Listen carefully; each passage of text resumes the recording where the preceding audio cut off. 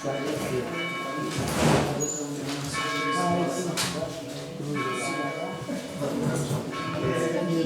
bem? Então nós vamos dar início a esta nossa aula de hoje. Estamos estudando o símbolo apostólico. Nós vamos hoje dividir esta aula em duas partes. Então, no primeiro momento, nós vamos estudar o artigo 6 do símbolo apostólico. Jesus subiu aos céus, está sentado à direita de Deus Pai Todo-Poderoso. E numa segunda parte, num segundo momento, nós vamos estudar o artigo 7 do símbolo apostólico e vamos unir as reflexões do artigo 7, o artigo 11 e 12. Então, o artigo 7, de onde virá julgar os vivos e os mortos? O artigo 11, creio na ressurreição da carne. O artigo 12, creio na vida eterna. Então, nós vamos unificar o artigo 7, 11 e 12, porque eles são como que uma sequência um do outro. Nós vamos entrar na escatologia e depois nós voltamos para o artigo 8, 9 e 10. E aí nós damos sequência, até o final do nosso curso. Vamos então falar sobre o artigo 6. Cremos que Jesus, uma vez ressuscitado, subiu aos céus e está sentado à direita de Deus Pai Todo-Poderoso. Ora, nós temos fundamento bíblico para fazer tal afirmação teológica. É a ascensão de Cristo aos céus. Cristo subiu aos céus. Um dos textos mais evidentes desta verdade teológica está nos Atos dos Apóstolos. Então, se nós tomarmos o texto dos Atos dos Apóstolos, capítulo 1, Atos 1, do versículo 1 até o versículo 11, nós veremos aqui a narração da ascensão de Cristo aos céus. Eu vou ler esse pequeno trecho dos Atos para que comecemos a refletir neste artigo a partir daqui. Então diz o autor sagrado, São Lucas: no meu livro, ó Teófilo, fiz o relato de tudo quanto Jesus foi fazendo e ensinando, até ao dia em que, depois de ter dado pelo Espírito Santo as suas instruções aos apóstolos que escolhera, foi arrebatado para o alto. A eles também, depois da sua paixão, se apresentou vivo, com muitas provas, aparecendo-lhes pelo espaço de 40 dias e falando-lhes do reino de Deus. E estando com eles à mesa, ordenou-lhes que não se afastassem de Jerusalém, mas que esperassem o prometido pelo Pai, do qual disse ele: me ouvistes falar. E que João batizou em água, vós, porém, sereis batizados no Espírito Santo dentro de poucos dias. Os que se tinham, pois, reunido começaram a interrogá-lo nestes termos: Senhor, é por esta altura que vais restaurar a realeza em Israel? Ele respondeu-lhes: não vos compete conhecer os tempos e os momentos que o Pai determinou em sua autoridade. Mas, quando o Espírito Santo vier sobre vós, recebereis uma força, e sereis minhas testemunhas em Jerusalém, em toda a Judéia e Samaria, e até os confins da terra. Promessa de Pentecostes. Versículo 9. Dito isto, elevou-se à vista deles, e uma nuvem subtraiu a seus olhos. Então, Cristo, uma vez que prometeu o Paráclito, o Espírito Santo, sobe aos céus, é a ascensão de Cristo, à vista dos seus apóstolos, à vista dos que estavam ali. E como estivessem com o olhar fito no céu, enquanto ele partia, de súbito se lhes apresentaram, vestidos de branco, 2 homens, que disseram, na verdade, 2 anjos, que apareceram aos apóstolos, e disseram a eles: homens da Galileia, por que estáis aí a olhar para o céu? Esse Jesus, que vos foi arrebatado para o céu, assim é que há de vir, da mesma maneira que o contemplastes a caminho do céu. Então, esse é o trecho do capítulo 1 de Atos dos Apóstolos, do versículo 1 ao versículo 11. Cristo, então, faz a promessa de enviar o Espírito Santo aos seus apóstolos, aos seus discípulos, à vista deles, sobe aos céus, uma nuvem o cobre com sua sombra. E então os dois anjos dizem aos apóstolos, aos discípulos: homens da Galileia, por que ficais aí a olhar? Este mesmo Cristo que subiu aos céus, ele mesmo voltará, da mesma forma que o viste subir para o alto. Então aqui nós temos também a promessa da segunda vinda de Cristo, a vinda em glória para os vivos. Portanto, este é um dos artigos do símbolo apostólico. Cremos que Jesus subiu aos céus e está sentado à direita de Deus Pai Todo-Poderoso. Este evento, este fato histórico, teológico, acontece 40 dias depois da Páscoa. Então nós temos a celebração da Páscoa, a paixão, morte e ressurreição de Cristo, mistério da redenção, que foi o segundo ponto dentro da cristologia que nós refletimos, partindo do símbolo apostólico. Depois de 40 dias da Páscoa, nós temos a solenidade, na liturgia, da Ascensão do Senhor. E aí recordamos, fazemos memória deste evento. Esse ano nós celebramos a Ascensão do Senhor no dia 10 de maio. Ano que vem, 2019, nós celebraremos no dia 30 de maio, a solenidade da Ascensão do Senhor. E 50 dias depois da Páscoa, nós temos Pentecostes. 10 dias depois da Ascensão do Senhor, o envio do Espírito Santo à igreja, aquela igreja nascente. Vamos fragmentar então este artigo 6 em duas partes. Vamos entender primeiro por que Jesus subiu aos céus. Jesus ressuscita e fica 40 dias aparecendo aqui e acolá aos seus apóstolos, aos seus discípulos, falando-lhes, dando-lhes instruções, mas também dando-lhes a oportunidade de provar que ele não era um fantasma. Cristo comeu, bebeu com seus apóstolos, deixou com que os seus apóstolos tocassem em seu corpo, como acontece com Tomé. Introduz a tua mão no meu lado aberto, não seias incrédulo e sim um homem de fé. Cristo então provou que ele havia ressuscitado, ele não era um fantasma, tinha corpo e alma, no entanto, corpo e alma glorificados. O Catecismo Romano, o Catecismo de São Pio V, do Concílio de Trento, nos ensina que quando Cristo sobe aos céus, é sua humanidade que sobe aos céus, uma vez que a sua divindade nunca de lá saiu. Então diz o Catecismo Romano: os fiéis devem crer, sem a menor dúvida, que Jesus Cristo, depois de consumar o mistério de nossa redenção, em sua Páscoa, paixão, morte e ressurreição, subiu aos céus enquanto homem, com corpo e alma, enquanto Deus nunca de lá se ausentou, pois que enche todos os lugares com a sua divindade. Então, a ascensão de Cristo é o evento histórico-teológico, é a celebração litúrgica que nos ensina que justamente a humanidade de Cristo, ressuscitada, sobe então aos céus. O Cristo, portanto, com a natureza humana é inserida, como vimos na aula passada, na Trindade, no Deus unitrino. Na segunda parte deste artigo 6, nós confessamos, quando rezamos o símbolo apostólico, que Cristo está sentado à direita de Deus Pai Todo-Poderoso. O que significa estar sentado e o que significa sentado à direita do Pai? Ora, o Catecismo Romano nos ensina que o estar sentado não exprime aqui uma postura do corpo. Não é isso que quer dizer. Não é literalmente estar sentado. Não é o que significa. Põe em evidência a posse segura e inabalável do régio poder e da glória infinita que Cristo recebeu de seu Pai. Então, o fato de Cristo estar sentado à direita do Pai, sentar-se significa que Ele é aquele que rege, que governa, que virá para julgar. Então, quando confessamos o estar sentado de Cristo, nós estamos confessando que Cristo tem o poder régio e inabalável de governar o reino de Deus. Então, o reino de Deus chegou para nós.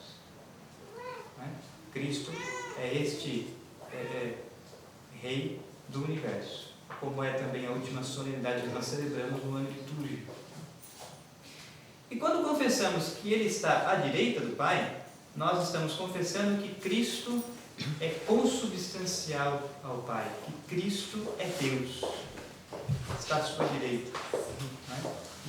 Ele tem a natureza humana glorificada, essa natureza humana foi inserida na Trindade e Ele continua sendo, não é? o Verbo encarnado, agora glorificado, consubstancial ao Pai, portanto, Deus. Confessamos que Cristo é Deus. Está sentado, ou seja, tem o poder de julgar, Ele reina, Ele é o Rei do universo, então Ele reina, e também está à direita do Pai, ou seja, tem o mesmo poder, a mesma substância do Pai, Ele é Deus. Diz o Catecismo Romano. Isso fala o apóstolo, ressuscitou da morte e colocou à sua direita no céu, acima de todos os principados, potestades, virtudes e dominações, escolas dos anjos, e de todas as dignidades que possa haver, não só neste mundo, mas também no mundo futuro.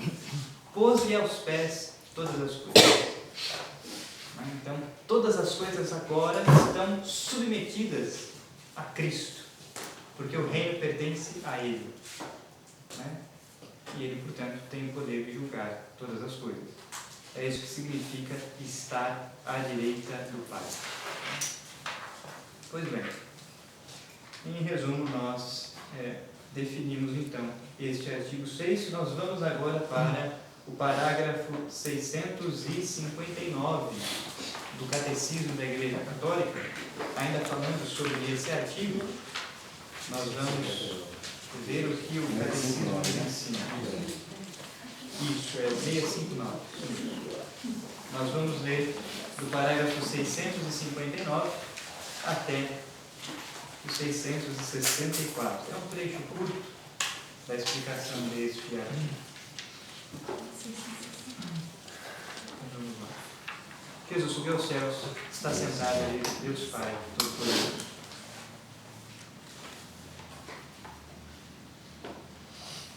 E o Senhor Jesus, depois de ter-lhes falado, foi arrebatado ao céu e sentou-se à direita de Deus. Então veja, nós lemos há pouco o relato do capítulo 1 de Atos dos Apóstolos, que nos narra a ascensão do Senhor, mas nós também temos o texto do Evangelho de São Marcos, 16, 19, que também nos narra a ascensão do Senhor e que Ele está à direita de Deus Pai. Além disso, nós temos outros textos das cartas de São Paulo, nas quais ele também vai afirmar que Cristo subiu aos céus e está à direita do Pai. O corpo de Cristo foi glorificado desde o instante de sua ressurreição, como provam as propriedades novas e sobrenaturais de que desfruta a partir de agora seu corpo em caráter permanente. Mas durante os 40 dias em que vai comer e beber familiarmente com seus discípulos e instruí-los sobre o reino, sua glória permanece ainda velada sob os traços de uma humanidade comum. A última aparição de Jesus termina com a entrada irreversível de sua humanidade na glória divina, simbolizada pela nuvem e pelo céu, onde já está desde agora sentado à direita de Deus. Só de modo totalmente excepcional e único, ele se mostrará a Paulo como um abortivo, em uma última aparição que o constitui apóstolo. Então, Cristo ressuscitou, já tinha uma natureza humana gloriosa, glorificada, no seu corpo e na sua alma, aparece aos seus discípulos, aos seus apóstolos, e, na verdade, houveram mais aparições do ressuscitado do que estas que foram postas por escrito na Bíblia, nas Sagradas Escrituras. Houveram mais. Aliás, o próprio São João termina o seu Evangelho dizendo: olha, se nós fôssemos escrever tudo o que Cristo fez e realizou, não bastariam os livros que existem sobre a face da terra. Então, foi consignado sobre a vida de Cristo aquilo que era de principal, de mais relevante. Muitas coisas que Cristo fez e realizou, inclusive na sua vida pública, foram postos por escrito. Por isso nós temos a tradição da igreja. Então Cristo aparece durante 40 dias. E era então comum Cristo aparecer e visitar os seus. Depois da sua ascensão aos céus, Cristo só vai aparecer ao apóstolo Paulo, a Saulo, né, no caminho de Damasco, para torná-lo apóstolo, e depois Cristo não aparece mais. E aí fica a presença de Cristo na igreja, a sua presença espiritual, a sua presença sacramental, a sua presença no seu corpo místico, que é a igreja. O caráter velado da glória do ressuscitado, durante esse tempo, transparece em sua palavra misteriosa a Maria Madalena: eu ainda não subi para o Pai, mas vai aos meus irmãos e dize-lhes: eu subo para meu Pai e vosso Pai, para meu Deus e vosso Deus. Isso indica uma diferença de manifestação entre a glória de Cristo ressuscitado e a de Cristo exaltado à direita do Pai. O acontecimento, ao mesmo tempo histórico e transcendente, da ascensão, marca a transição de uma para outra. Esta última etapa permanece intimamente unida à primeira, isto é, a descida do céu realizada na encarnação. Só aquele que saiu do Pai pode retornar ao Pai, Cristo. Ninguém jamais subiu ao céu a não ser aquele que desceu do céu, o Filho do Homem. Vai dizer São João no seu Evangelho, né? João 3,13. Ninguém subiu ao céu a não ser aquele que do céu desceu, o Filho do Homem. Então Cristo desceu, Kenosis, mistério da encarnação. Ele, sendo da condição divina, se fez homem, né?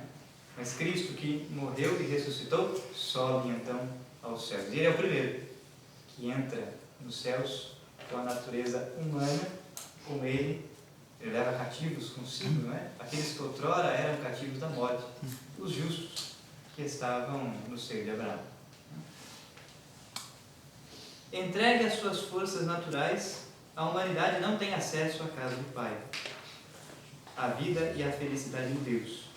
Só Cristo pôde abrir esta porta ao homem, de sorte que nós, seus membros, tenhamos a esperança de encontrá-lo lá onde ele, nossa cabeça e nosso princípio, nos precedeu. Então também, na solenidade da Ascensão do Senhor, a igreja celebra, né, o fato histórico e teológico de Cristo subir aos céus e então nos abrir as portas para que nós também entremos nos céus.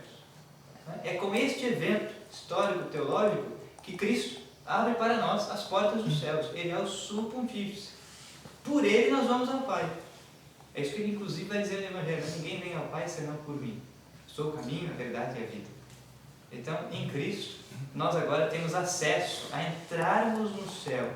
Temos acesso a contemplar a Deus face a face, né? Os santos do céu. E quando eu for elevado da terra, atrairei todos os homens a mim. A elevação na cruz significa e anuncia a elevação da ascensão ao céu. É o começo dela. Jesus Cristo, o único sacerdote da nova e eterna aliança, não entrou em um santuário feito por mão de homem, e sim no próprio céu, a fim de comparecer agora diante da face de Deus a nosso favor. No céu, Cristo exerce em caráter permanente seu sacerdócio. Por isso é capaz de salvar totalmente aqueles que, por meio dele, se aproximam de Deus, visto que ele vive eternamente para interceder por eles. Como sumo sacerdote dos bens vindouros, ele é o centro e o ator principal da liturgia que honra o Pai nos céus. A partir de agora, Cristo está sentado à direita do Pai. Por direita do Pai, entendemos a glória e a honra da divindade. Portanto, Cristo é Deus. Onde aquele que existia como Filho de Deus antes de todos os séculos, como Deus e consubstancial ao Pai, se sentou corporalmente depois de encarnar-se e de sua carne ser glorificada. O sentar-se à direita do Pai significa a inauguração do reino do Messias, realização da visão do profeta Daniel no tocante ao Filho do Homem. A ele foram outorgados o império, a honra e o reino, e todos os povos, nações e línguas o serviram. Seu império é um império eterno que jamais passará, e seu reino jamais será destruído. A partir desse momento, os apóstolos se tornaram as testemunhas do reino que não terá fim. Então, é inaugurado, né, plenamente o reino de Deus. Cristo é este Rei, Rei do universo, Rei de todas as coisas, de todos os homens, de todos os santos, de todos os anjos. A Ele cabe o poder de julgar. Pois bem, São Tomás de Aquino nos fala também sobre este mistério da ascensão do Senhor e o poder régio do Cristo glorioso nas últimas questões da sua cristologia. Eu vou ler aqui um pequeno trecho da questão 57, da terceira parte da Suma de Teologia. E aqui São Tomás está se perguntando: foi conveniente ter Cristo subido ao céu? São Tomás também vai argumentar a favor deste mistério e vai dizer: diz o Senhor no Evangelho de João: subo para meu Pai, que é vosso Pai. O lugar deve ter proporção com o que nele está.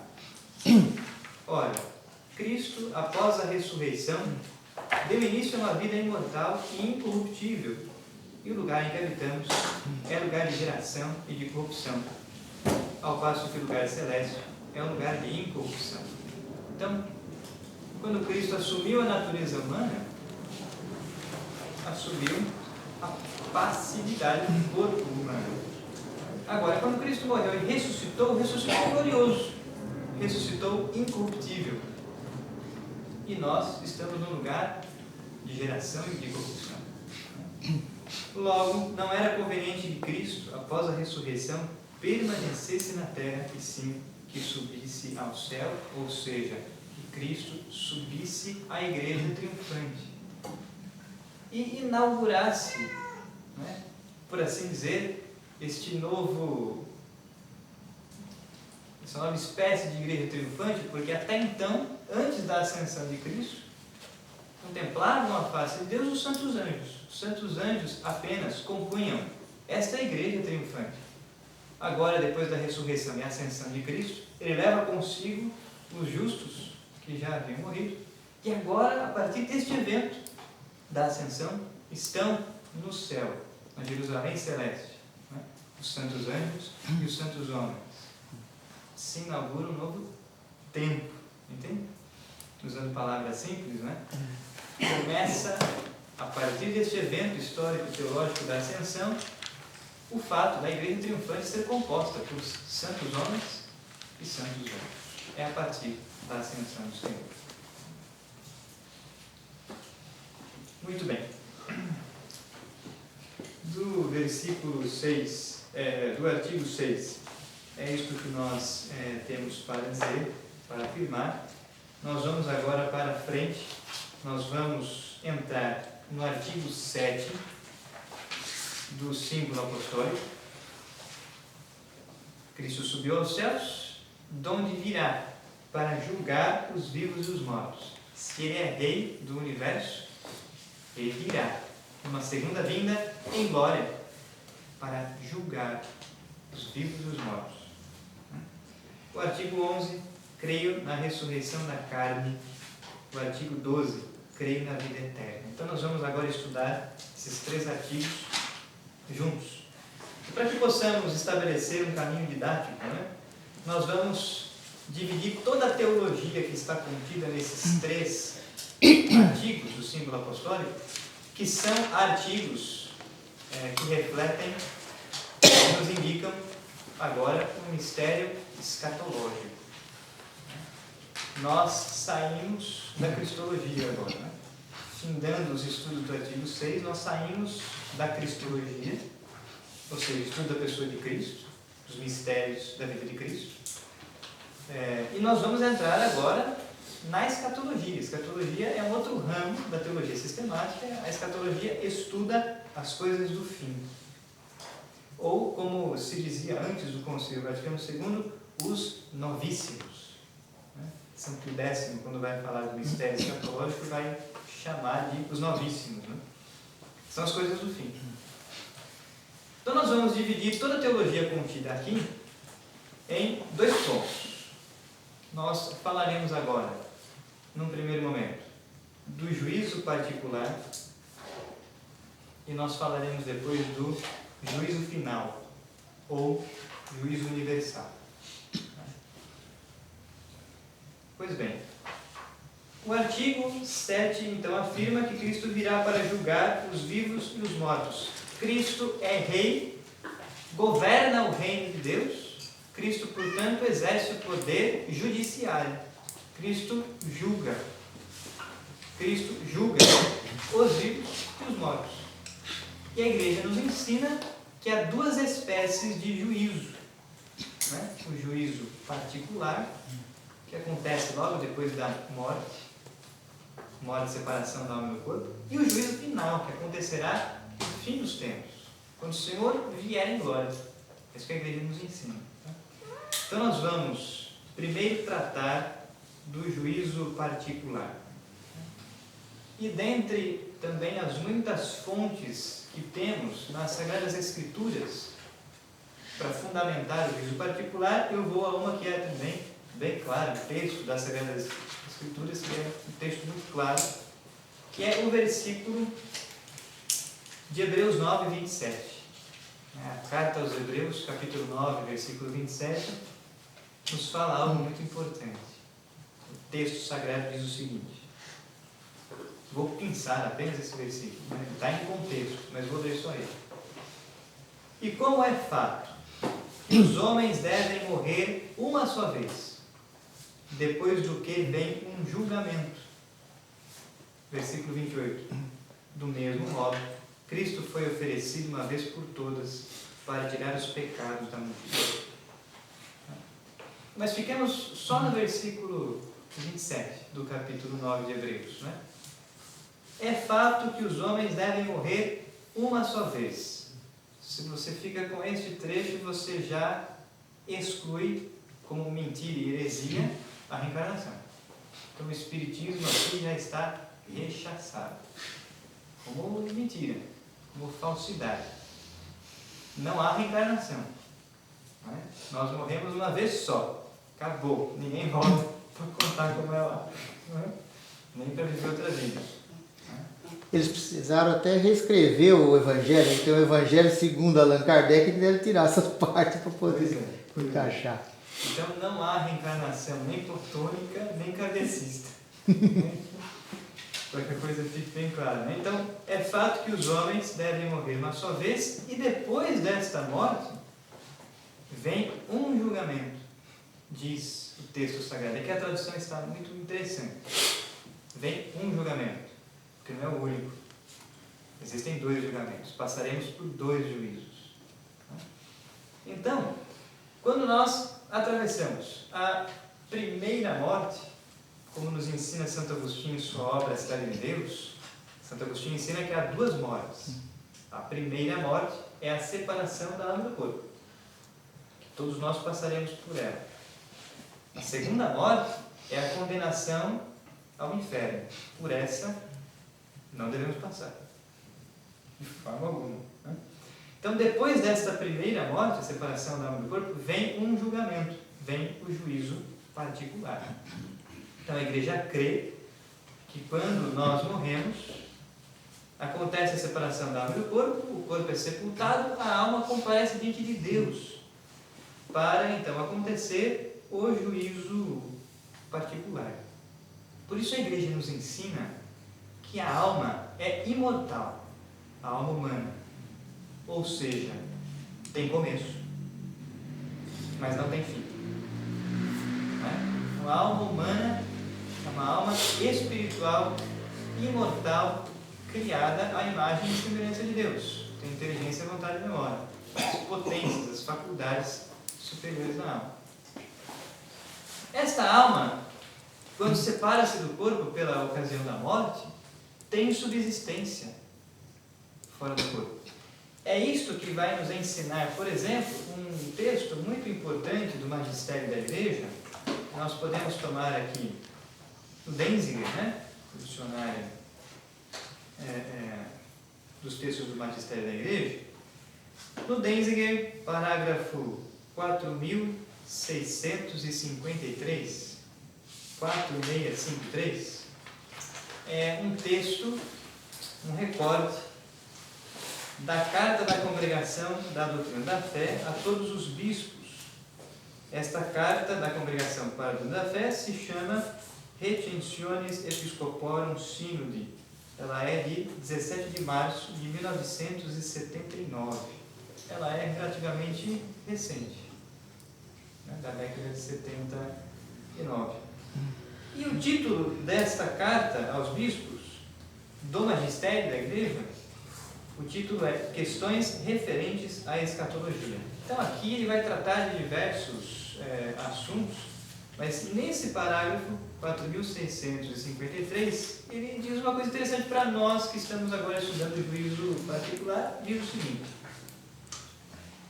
a igreja afirma a continuação e a subsistência, depois da morte, de um elemento espiritual dotado de consciência e vontade, de modo a existir no tempo intermédio o próprio eu humano, carecendo, porém, do complemento do corpo. Para designar este elemento, a igreja emprega o termo alma, consagrado pelo uso das Sagradas Escrituras e da tradição.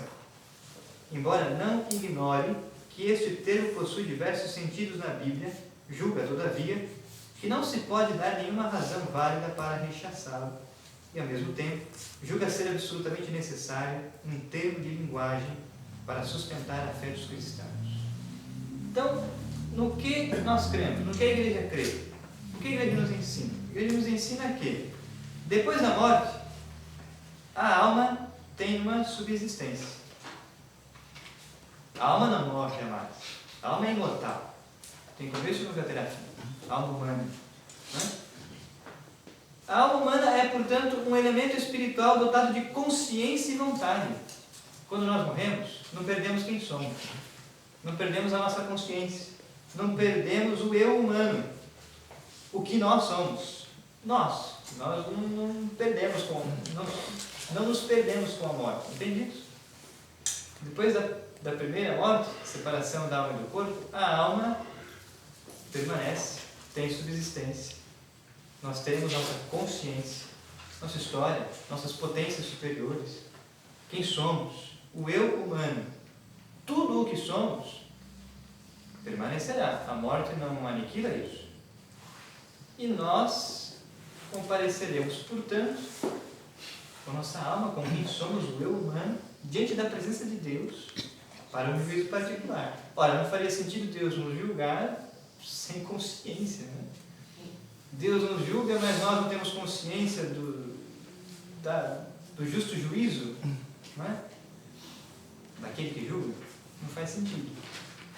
Faz sentido se nós vemos a justiça daquele que julga a nossa vida, a nossa história. Nossa vida, nossa história, nossa consciência, quem somos, permanece depois da morte.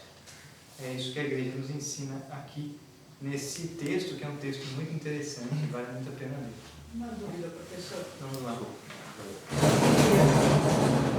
Ser julgado diante de Deus, nós não temos esse corpo glorioso ainda. Não. Como que a gente vai? Então, bem que está. No juízo particular, nós não vamos estar com o corpo glorioso. O corpo glorioso vai ser no juízo final, né?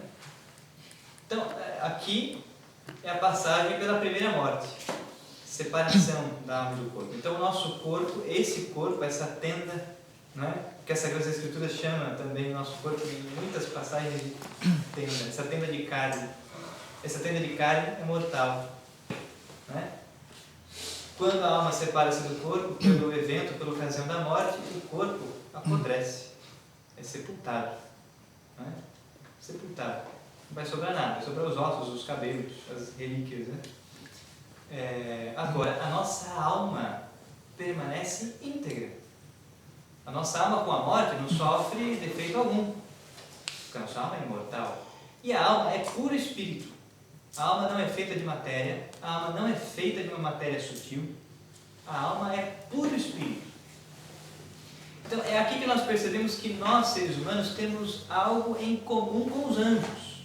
Os anjos são substâncias simples, são puro espírito. Ora, a nossa alma é puro espírito.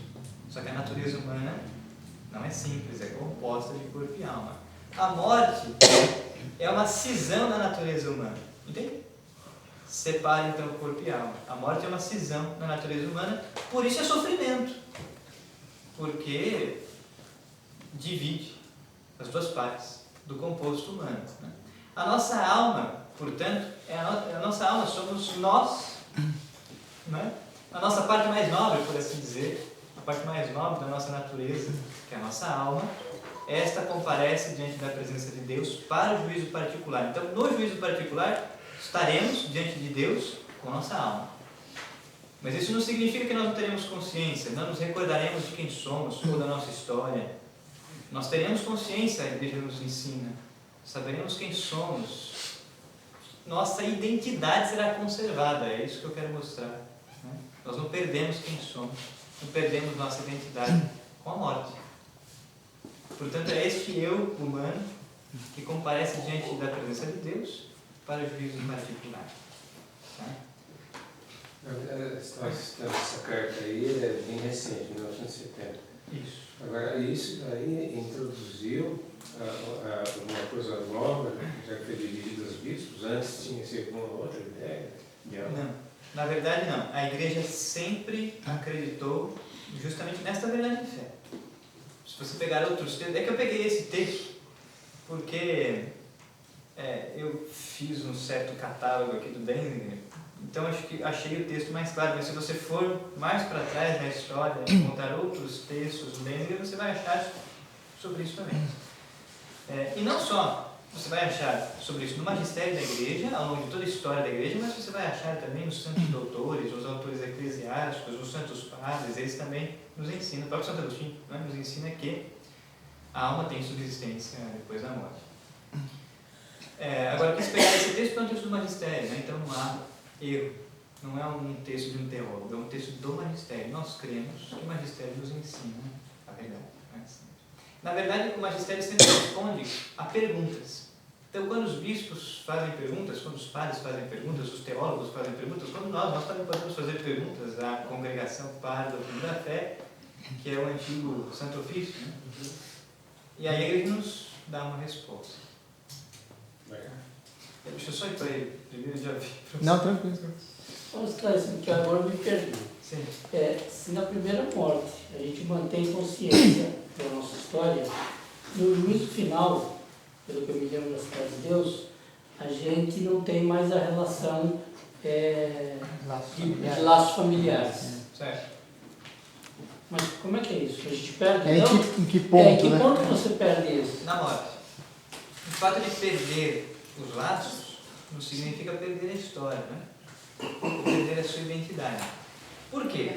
Porque nós tocamos na questão dos sacramentos que imprimem caráter e dos sacramentos que não imprimem caráter. O batismo, o crisma, a ordem, são sacramentos que imprimem caráter. Portanto, a criatura será batizado, será crismado, será padre, seja no céu, no purgatório ou no inferno. Agora, o matrimônio, o sacramento do matrimônio é um sacramento que não imprime caráter. Na prática, o que isso significa? Até que a morte os separa. Então, quando um dos cônjuges morre, está dissolvido os laços do matrimônio pela morte. Isso significa o quê? Que no céu, vamos supor que o marido morreu, depois a esposa morreu, os dois entraram no céu direto, são santos. Os pais são Teresinha, né? Os pais são Teresinha. Os dois estão no céu, a igreja nos diz, né? Declara. Mas no céu, os dois não têm mais os laços de esposo e esposa. Mas se reconhece? Se reconhecem. Como tendo sido marido e mulher? Nós não vamos perder a nossa história. Nós vamos nos lembrar de tudo aquilo que vivemos na vida terrena. Nós vamos ter conservado a nossa identidade. Portanto, quando nós também entrarmos no céu, depois do juízo final e tivermos um corpo glorioso, nós vamos nos lembrar do que fizemos aqui nessa terra, dos filhos que tivemos, de quem nós nos encontramos, dos amigos. Ah, meu Deus. Existe. É bom demais pra ser verdade. Porque se nós perdemos a nossa história, né, com ela nós perdemos uma parte da nossa identidade. Mas o fato de ter a recordação não significa que nós vamos ter laços, né, de esposo, esposa, pai, filho, irmão de sangue. esses laços não existirão mais, seremos todos como irmãos, seremos todos como os anjos do céu, né? Nesse sentido.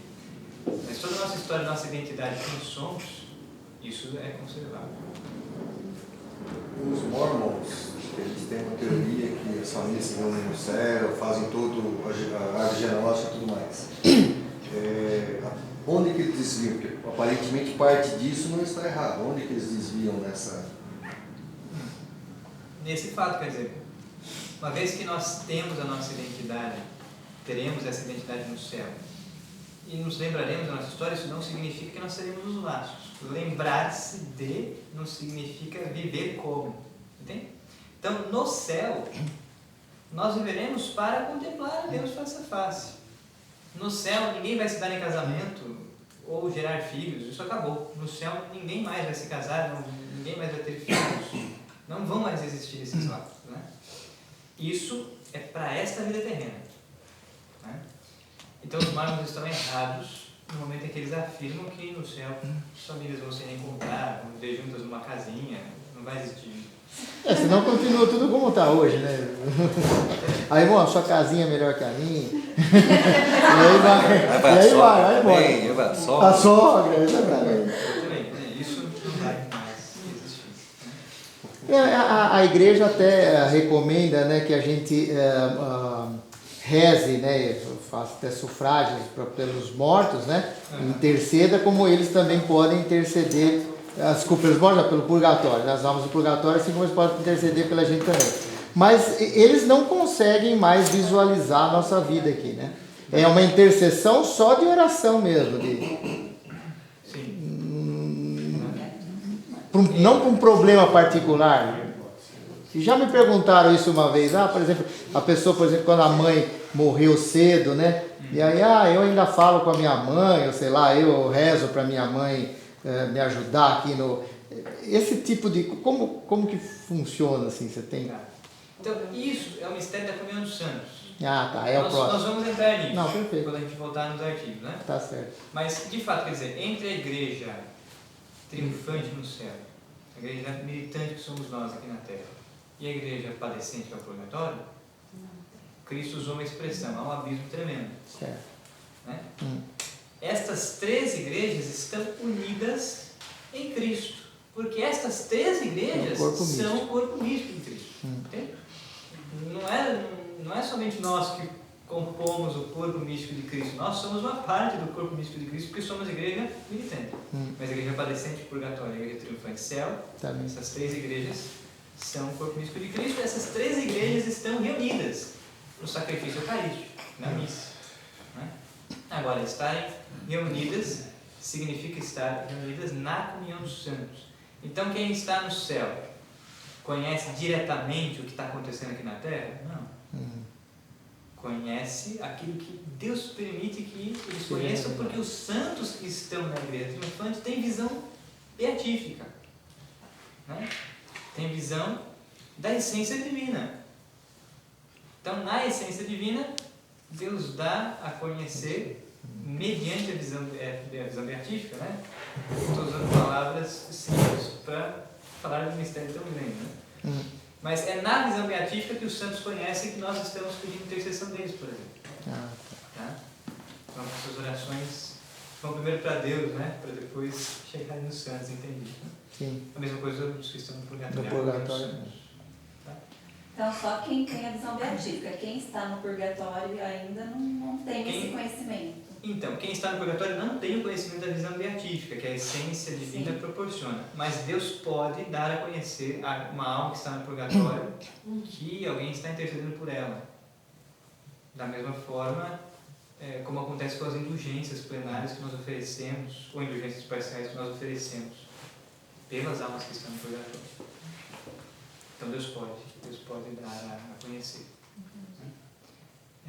Agora, fato é que nenhuma alma, nenhum demônio que está no inferno, justamente porque não tem nem a visão beatífica, nem a esperança do purgatório, as almas que estão no inferno e os demônios que estão no inferno não conhecem nada. Estão completamente renegados, esquecidos, abandonados. Por quê? Porque Deus é mau? Porque escolheram isso pela sua vida de pecado. Então, aí é o máximo do abandono, né? O máximo do distanciamento de Deus. E essas almas vão continuar lá? Por né? toda a Tem eternidade. Doeu quem doeu? Já vem para cá. Deixa eu só... Uma pergunta. Vamos lá.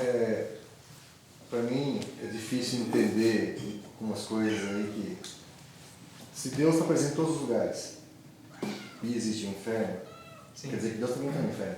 Ele ocupa o espaço, o inferno, digamos, está convivendo, está compartilhando espaço com ele. Apesar de eu não ter a noção de como é esse espaço... Tá. Vamos lá. Quer dizer, Deus é onipresente, não é? Sim. Deus é onisciente. O inferno, por enquanto, antes do juízo final, significa esse por enquanto, né? Antes do juízo final, tanto o céu quanto o inferno são estados. Né? Deus está no inferno? Substancialmente não. Tá? Agora, porque Deus é onisciente, Deus conhece tudo aquilo que se passa, tudo aquilo que é dito no inferno. Tanto dos demônios entre si, quanto das almas entre si. Tá? Agora, fato é que não há um diálogo entre Deus e as almas condenadas ao inferno, ou os demônios condenados ao inferno. Os demônios podem ofender a Deus. Aliás, existem alguns santos, mas aí é revelação particular, né? Existem alguns santos místicos que dizem que quando um demônio, ao lançar uma tentação diabólica, faz com que uma alma caia no pecado mortal, esse diabo que lançou a tentação joga na cara de Deus, né? Olha, eu consegui, estou destruindo a tua imagem. Então, os demônios, o diabo afronta a Deus. Só que Deus nunca responde, afronta alguma. Deus se basta a si mesmo, Deus não precisa ficar dando satisfação. Né? Então, não existe um diálogo entre Deus e as almas do inferno, nem um diálogo entre Deus e os demônios. Diálogo, né? Diálogo é conversa. O que há é o exorcismo, que na autoridade de Cristo o sacerdote ordena, expulsando o demônio, ou o próprio Cristo, quem, né, se referiu ao demônio expulsando-o, mas isso não é um diálogo, né? Isso é uma exortação, isso é uma ordem. É isso. Então, mas teoricamente o inferno está contido dentro de Deus, porque se ele é onipresente, está contido nele. Então, não está contido. O fato é que, uma vez que Deus criou os anjos e as almas para serem imortais, porque também os anjos são imortais, o que acontece é o seguinte: Deus é fiel a si mesmo. Então, nenhuma criatura que ele fez, ele vai destruir. Deus não destrói nada daquilo que ele criou. Né? Agora, Deus é justo. Então, estas almas e estes anjos que foram condenados ao inferno, nós podemos dizer o quê? Ontologicamente, Deus os sustenta no ser. Eles vão seguir por toda a eternidade tendo o ser. Tá?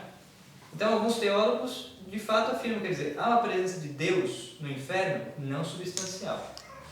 Deus não está no inferno, porque o inferno é a ausência total da presença de Deus quanto à sua graça, quanto à visão beatífica, quanto à sua bondade, à sua substância. Agora, Deus sustenta no ser almas e demônios. Nesse sentido, haveria então a presença de Deus no inferno. Mas só nesse sentido, quer dizer, Deus sustenta no ser. Eles não voltam ao nada, embora quisessem voltar ao nada. Esse canal de comunicação com o inferno ainda não se fechou, porque nós temos a passagem de Jó, Jesus no deserto, e ainda na sua segunda vinda enfrentando o demônio. Não sei se você conseguiu entender o pensamento. Deus conversa com o demônio com Jó. Tá. Então, o padre Antônio Forteia, ele vai explicar essa passagem de Jó, né? O que acontece?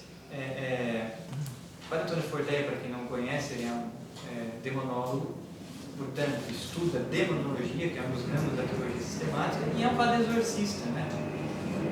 E ele tem um livro que foi publicado aqui no Brasil, foi traduzido, publicado aqui no Brasil, ele é espanhol, se chama Suma de Demonologia. Suma Demoníaca, o livro de capa preta. Eu até ia trazer hoje. Ele explica essa questão. Uma das questões da Suma de Demonologia, que na verdade esse livro tem duas partes, né? O Tratado de Demonologia na primeira parte, depois o Manual dos Exorcistas na segunda parte. Ele diz o seguinte: Essa passagem de Jó deve ser interpretada em muitas partes alegoricamente. Então, quando acontece um certo diálogo na redação do texto sagrado, que o diabo pede permissão para Deus para tentar, né, Jó e prová-lo, na verdade não existe esse diálogo. O que existe é o quê? Como a atuação diabólica está debaixo da divina providência, Deus permite que o diabo faça tudo? Não, porque senão nos destruiria. Deus permite que o diabo faça tudo aquilo que nós podemos resistir, auxiliados pela graça. Então Deus permite que o demônio nos lance tentações? Permite. Só tentações que nós somos capazes de vencer. Então Deus impõe um limite à atividade diabólica. Graças a Deus. Daí São Paulo vai dizer, né? Que não fosse sustentado acima das nossas próprias forças, se não me falha a memória, na carta aos Romanos. Então é nesse sentido que deve ser interpretado o texto de Jó, por exemplo. Né? Deus permite, na sua divina providência, pela qual ele governa o mundo, que o demônio tenha um limite na sua atuação. Mas o limite de Jó foi até isso. Foi. E o Padre Forté diz que o texto de Jó é um texto histórico, inclusive, já existiu historicamente. Não é um personagem de uma parábola inventada, que só transmite verdades de fé. Transmite verdades de fé, mas também são histórias verídicas. O Padre Antônio Forté nos ensina. E depois, Cristo sendo um Deus no deserto, também é um diálogo, seria um mesmo entendimento. Vai por esse caminho. O Padre Antônio Forté vai por esse caminho. O Padre Antônio Forté busca muita coisa na Súmula de Teologia. Na verdade, ali, o que Cristo está fazendo? Cristo, enquanto o homem, está resistindo às tentações. Então, não existe um diálogo entre Deus como trindade e o demônio. O que existe, e aí sim, que pode existir, mas não deveria existir, é um diálogo entre o homem e o demônio. O que acontece? O diabo apresenta as suas tentações. O diabo nos tenta, o ofício próprio do demônio é lançar tentações. Diante das tentações, nós podemos rechaçá-las, auxiliados pela graça de Deus. Então não vai existir um diálogo entre nós e o demônio, porque nós já resistimos às tentações, auxiliados pela graça, e as vencemos. Mas, se a alma vai abrindo espaço, mas se nós vamos abrindo espaço à tentação, aí nesse sentido nós começamos a dialogar com o demônio. O diabo vai nos convencendo de que o pecado é prazeroso e a gente vai entrando em tentação. Por isso a expressão do Pai Nosso, né? Não nos deixeis entrar em tentação. Esse entrar em tentação de nós homens com relação ao diabo é um diálogo. E aí Cristo, então, na condição humana, nesse sentido, travou um diálogo, mas não para cair na tentação, e sim rebatê-la, vencê-la, como há também um diálogo entre o padre exorcista e o diabo num exorcismo. Só um minuto, eu vou dar a palavra. Voltando aqui na aula, no primeiro julgamento, o parente conhecido morreu, eu rezo por ele, não sei onde ele está. Adianta alguma coisa se ele está no inferno? Não. Mas passa para o outro, não. A nossa oração não passa para a gente. Então, é assim. A igreja nos ensina que nós podemos rezar, oferecer sufrágios pelas almas que estão no purgatório. Nós não temos condições de saber se a alma de tal pessoa, quer seja parente ou não, está no céu direto, ou no purgatório, ou no inferno. Nós não temos essa condição. Nós sabemos que os santos canonizados pela igreja estão no céu. Disso nós temos certeza. Tem um processo de canonização. Agora, quando nós rezamos por uma alma e precisamos rezar pelas almas, porque nós não sabemos, nós rezamos por uma alma que pensamos que esteja no purgatório. Podemos e devemos fazer isso. Mas de repente essa alma está no inferno. As nossas orações não são perdidas. Né? Quem é escravo de Nossa Senhora, estes méritos das nossas boas obras são entregues nas mãos dela, para que ela aplique as almas do purgatório como ela quiser. Então nós nem colocamos a oração não vai atenção. Direcionada para ninguém. O sufrágio não vai ser direcionado para mim. Agora, os nossos méritos, as nossas boas obras, ofertadas, oferecidas em sufrágio, não se perdem, porque de repente aquela alma pela qual a gente reza foi para o inferno. Isso não acontece. Isso vai para o capital de graças. E aí a igreja aplica os méritos dos santos né, aos homens e às almas do purgatório. E a questão do escapulário, que em função de algumas ações, no 7º dia Nossa Senhora te resgata, isso... São promessas de Nossa Senhora mediante revelações particulares. As revelações particulares, a igreja nos ensina o quê? Você é livre para crer ou para não crer. As revelações com R minúsculo, né? As revelações particulares. Tá? O que são revelações particulares?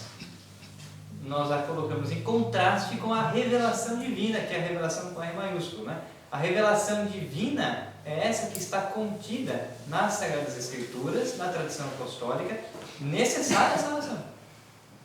E que o Sagrado Magistério busca as verdades de fé para nos ensinar. Aqui nós precisamos e devemos crer. Agora, as revelações com R minúsculo são aquelas revelações feitas a determinados santos místicos, como, por exemplo, a aparição de Nossa Senhora em Fátima, ou essas promessas de Nossa Senhora do escapulário, ou as promessas feitas por Nossa Senhora Santa Brígida, né, das 15 orações. Essas devoções são revelações particulares. A igreja nos ensina que nós somos livres para crer ou não. Por quê? Porque essas revelações particulares não trazem nada de novo, não acrescentam nada de novo à revelação divina. Nela nós já temos tudo que é necessário na nossa salvação. Agora, a igreja vai averiguar se as revelações particulares são verídicas ou não. Quando a igreja nos afirma, olha, essa revelação particular é verdade. A aparição de Nossa Senhora em Fátima é verdade. Quando a igreja emite um juízo, bate o martelo, né? Isso é verdade.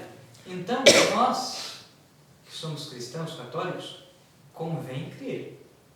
Porque se a igreja já afirmou que é verdade, nós podemos, por fé, porque é uma manifestação divina que nos orienta nesse determinado momento histórico que estamos vivendo.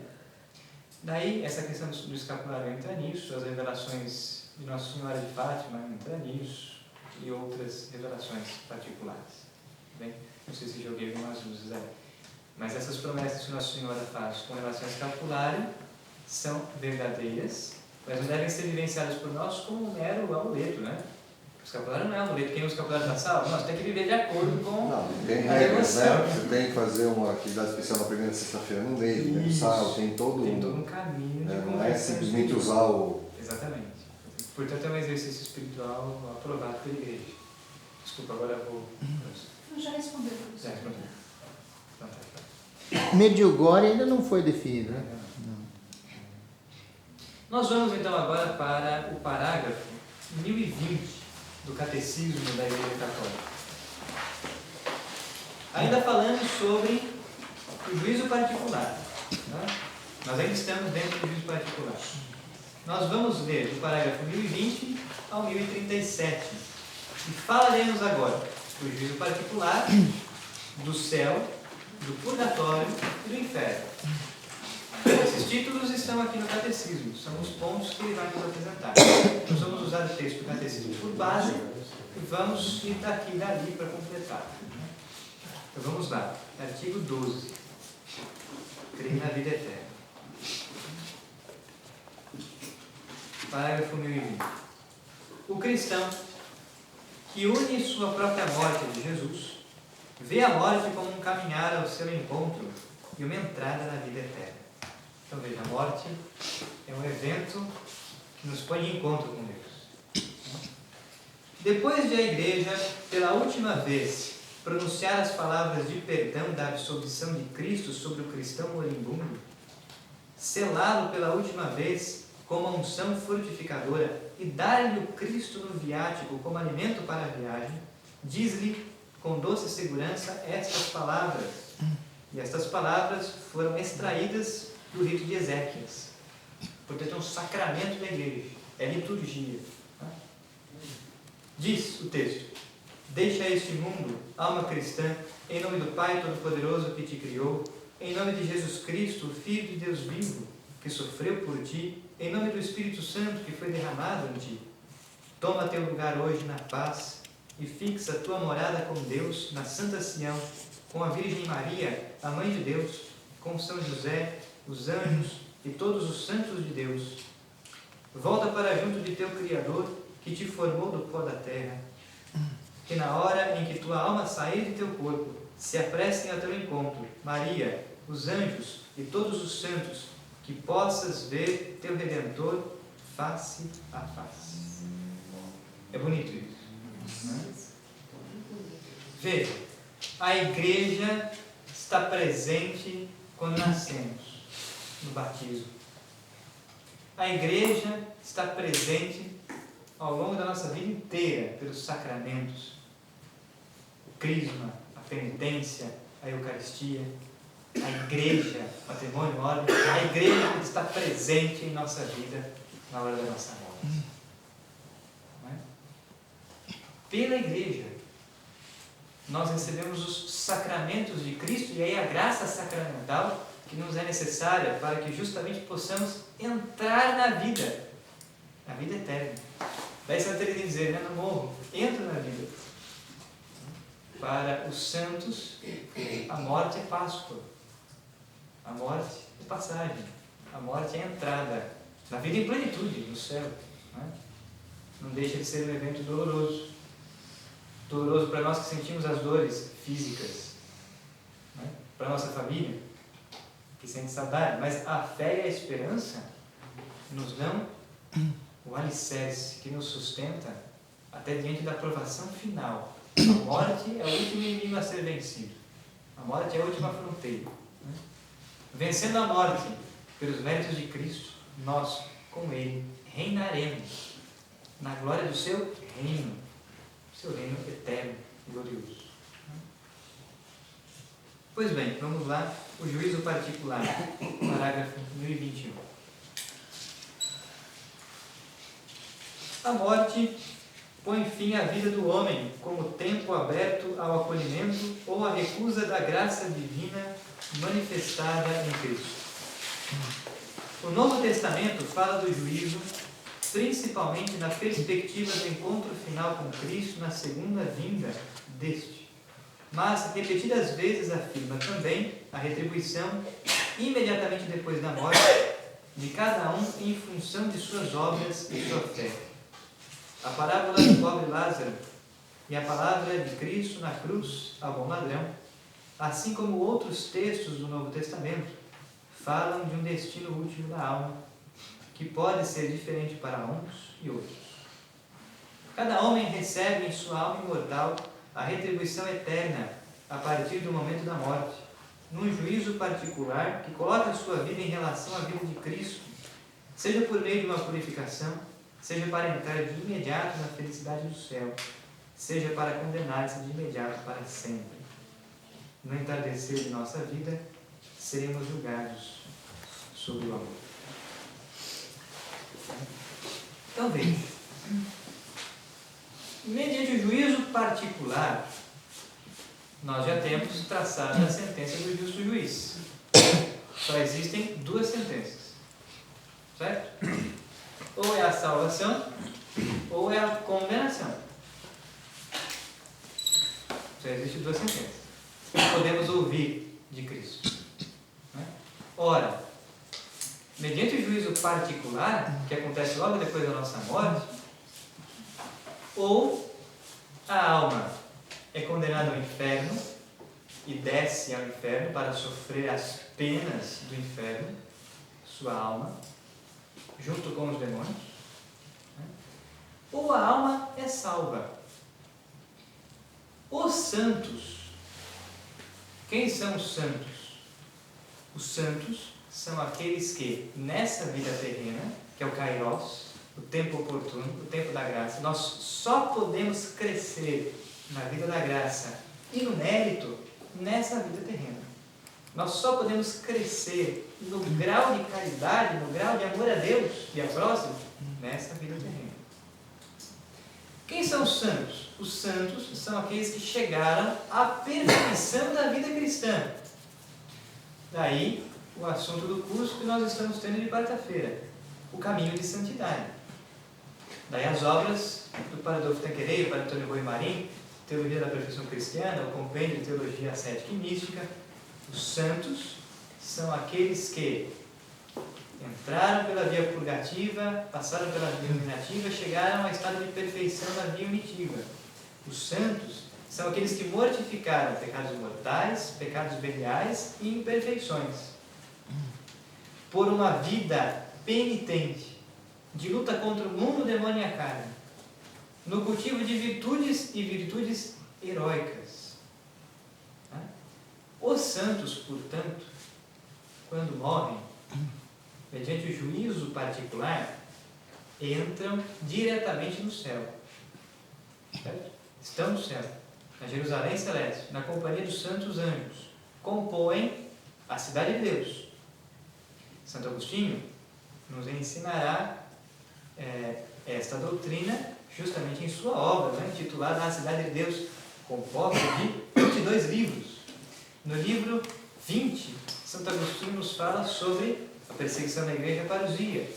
No livro 21, Santo Agostinho fala sobre a condenação ao inferno. No livro 22, Santo Agostinho fala sobre o céu. Foi o curso que nós tivemos no semestre passado, né? A Cidade de Deus. Nós pegamos recortes justamente desses livros. 20, 21 e 22. Os santos, portanto, entram no céu direto. Sem julgamento? Passando pelo juízo particular, né? Diante do juízo particular, entra no céu direto. É isso que o catecismo está na hora dizendo. da morte, né? Isso, exatamente. Os santos, quando morrem, separação da alma do corpo, entram no juízo particular, mediante o juízo particular, passam a entrar, então, no céu direto, né? Entram na contemplação de Deus face a face, na visão beatífica. O parágrafo 1022 está nos dizendo exatamente isso. Veja, cada homem recebe em sua alma imortal. Se recebe em sua alma imortal, é no juízo particular. Certo? Recebe em sua alma imortal a retribuição eterna a partir do momento da morte. Então, é a partir do momento da morte que recebemos em nossa alma imortal a retribuição eterna do juízo particular. Porém, o corpo ainda não está glorioso. Ainda não. Ainda não. O céu está. É um estado, exatamente. Porque é antes do juízo final. Então, no juízo particular, a alma imortal recebe a retribuição eterna a partir do momento de sua morte, que coloca a sua vida em relação à vida de Cristo. Seja por meio de uma purificação, purgatório, seja para entrar de imediato na felicidade do céu, os santos, seja para condenar-se de imediato para sempre. Inferno. Por que eu disse que só há duas sentenças? Do justo juiz, que é Cristo, não é? O Rei do Universo, no juízo particular. Porque inferno é condenação eterna, mas a alma pode ser salva entrando no céu direto, são os santos, ou salva entrando no céu mediante o purgatório.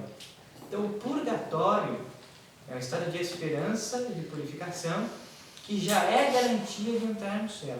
Então, o purgatório não é inferno, embora alguns teólogos afirmem que as chamas, algumas características da pena do purgatório são semelhantes às do inferno.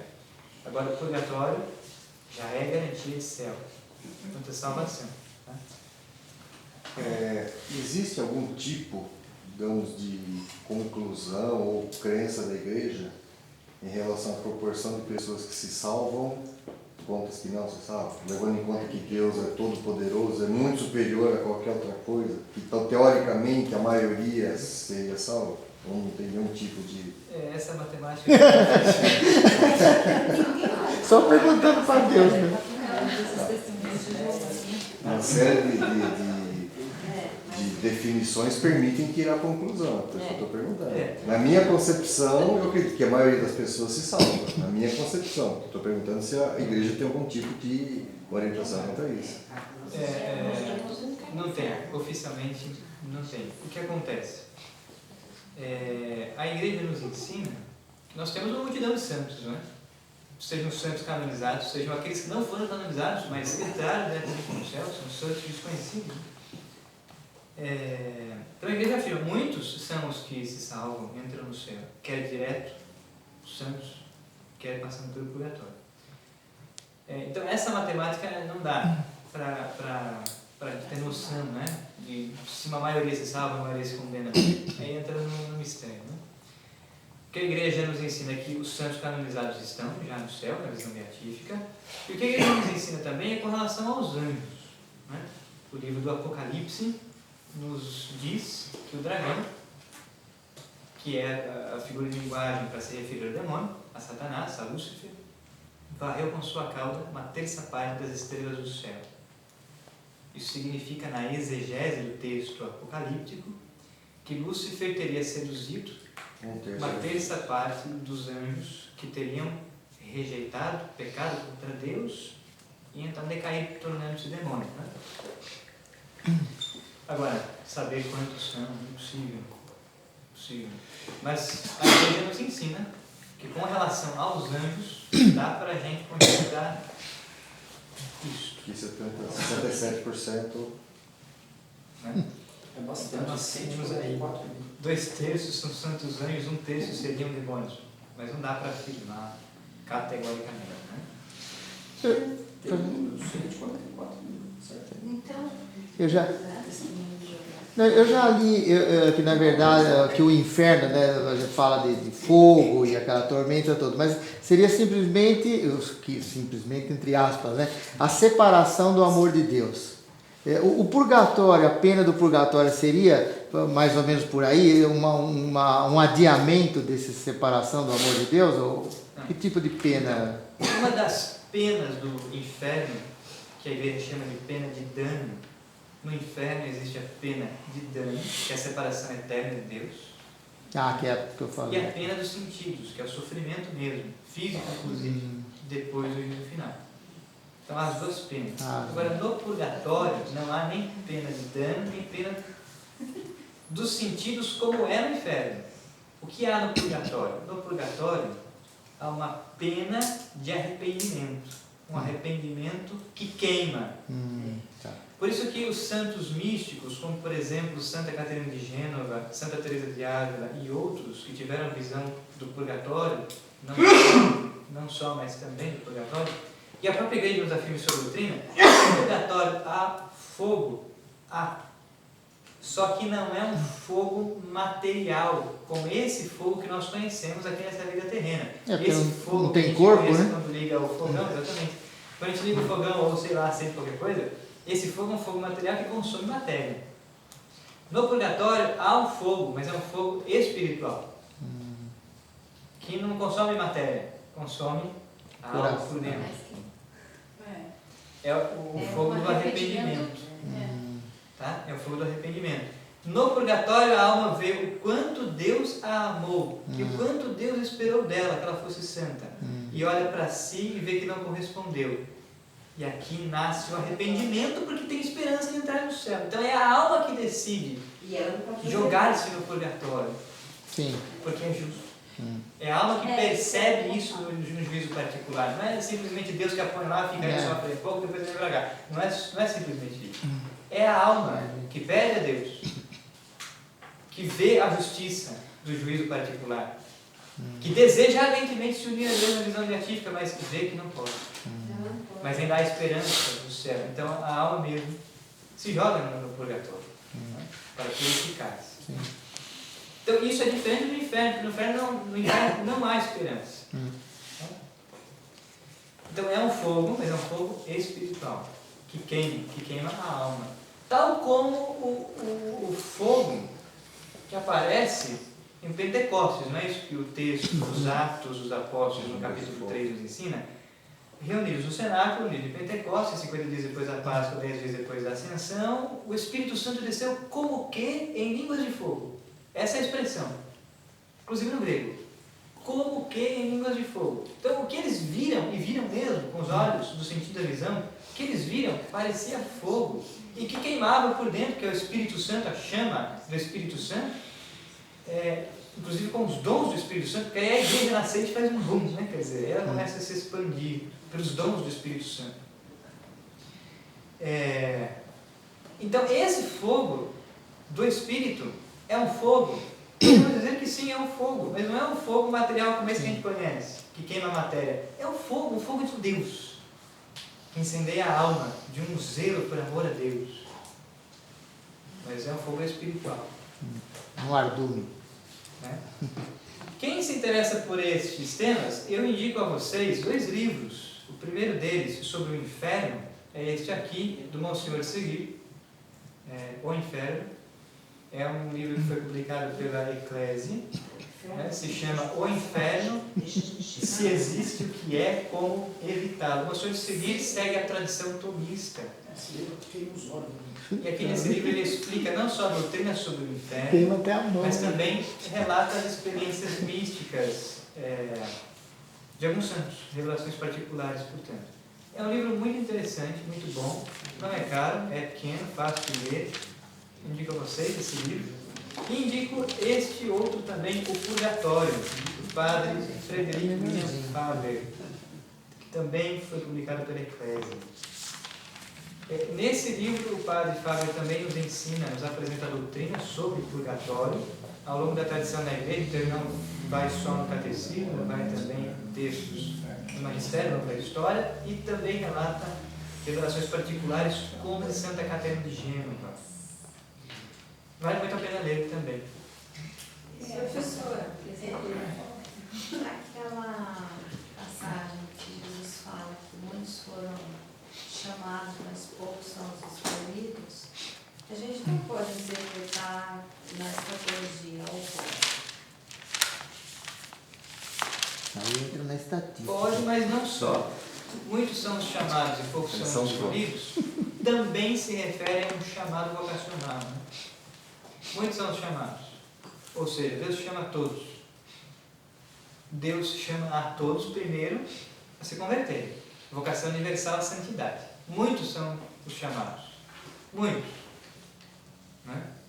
A igreja ensina e crê. E primeiro, Deus, enquanto nós não morrermos, enquanto alguém que está aí no mundo nos maiores pecados não morrer, Deus não cessa de chamá-la à conversão, essas pessoas. Né? De que forma? E aí vimos o curso de mística e ascética. Né? Quer dizer, Deus chama as pessoas à conversão enviando graças atuais. Então nós temos a graça atual para iluminar a inteligência, fortalecer a vontade, despertar a fé. Os veículos da graça atual são inúmeros. Um livro que a pessoa lê, uma missa que participa, um retiro que faz, uma música que escuta, alguém com quem conversa, um amigo, enfim. Deus se utiliza de inúmeros veículos para que a sua graça chegue até aquelas pessoas. Deus não cessa de chamar a muitos. Né? Mas poucos são aqueles que se abrem pelo livre-arbítrio da vontade, se convertem e retornam à vida com Deus, a vocação universal de santidade.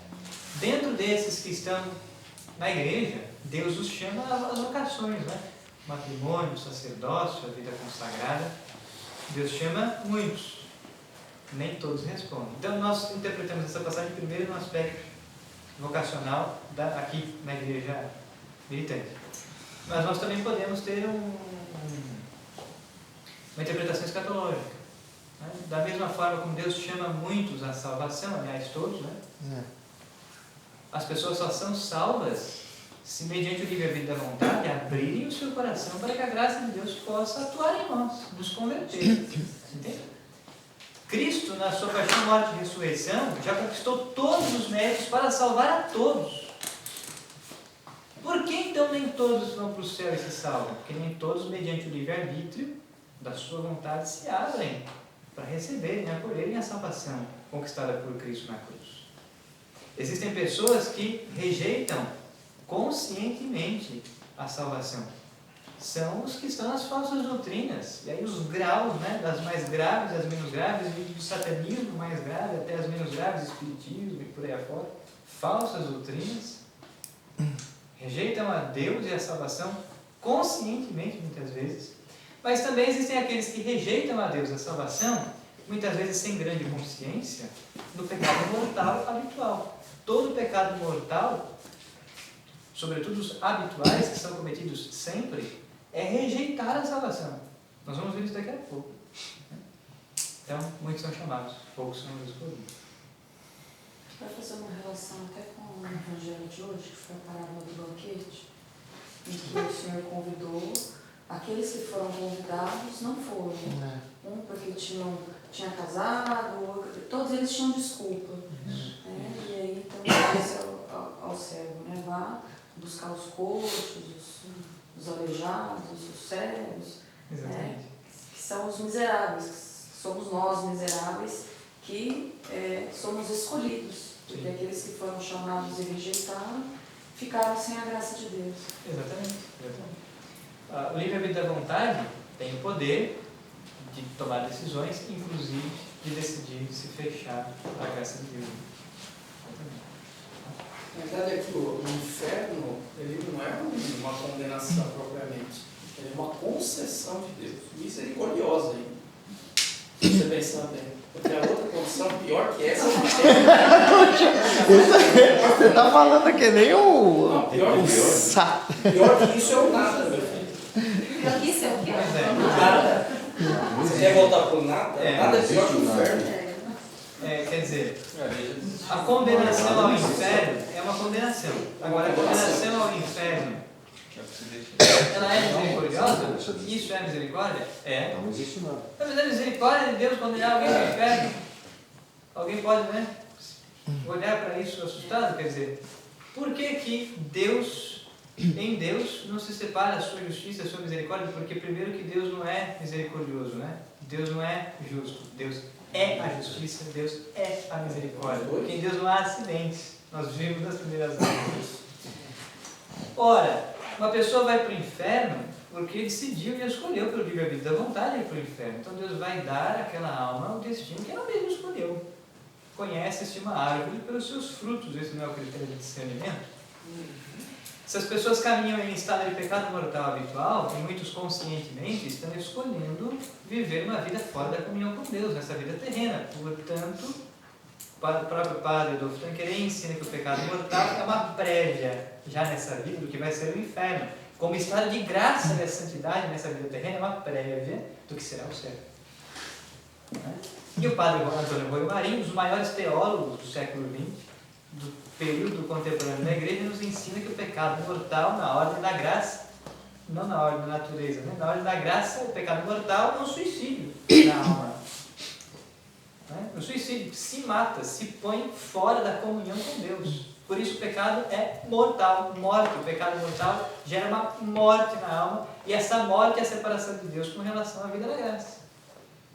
Vide uma prévia do que é o inferno. Os pecados mortais, sobretudo os habituais, são escolhas de uma vida fora da comunhão com Deus. As almas estão escolhendo viver fora da comunhão com Deus. Deus vai dar a esta alma, a esta pessoa, que é escolher na sua justiça. Professor, todos que chegam no céu direto são santos, mesmo tendo passado pelo purgatório? É aí que está, então. Não passaram. Vamos retomar então a reflexão daqui, né? Quer dizer, mediante o juízo particular, a alma então ou entra direto no céu, são santos, tiveram virtudes heróicas, ou os que são salvos entram no céu passando pelo purgatório.